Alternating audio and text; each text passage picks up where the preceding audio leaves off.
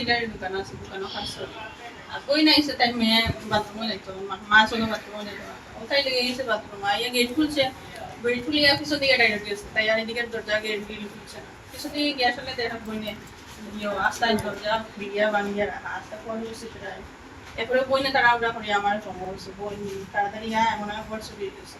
এরপরে আমি তাড়াহুড়া করি আইনসি করো, আইয়াদের বর্ষ দিয়ে এসে দিয়ে গেছে। খুশি করার এই ব্যবস্থা করছে। মেশিন নাই, খালি চিন্তাটা আছে, ওটা নাই।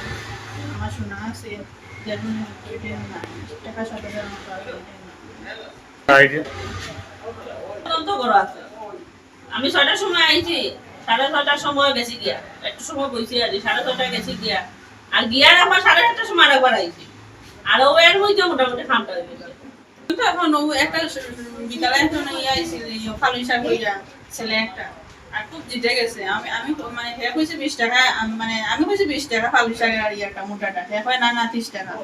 আরে তিন রকম খুব সস্তা আমি কই আমার কাছ থেকে জুড়ে টাকা লইয়া গেছে। তো আমি কই আচ্ছা গরিব মানুষ নেব গেছে। আজকে এই সেম হে সস্তা করে আমার লগে পরে দুর্বল লাগাইছে।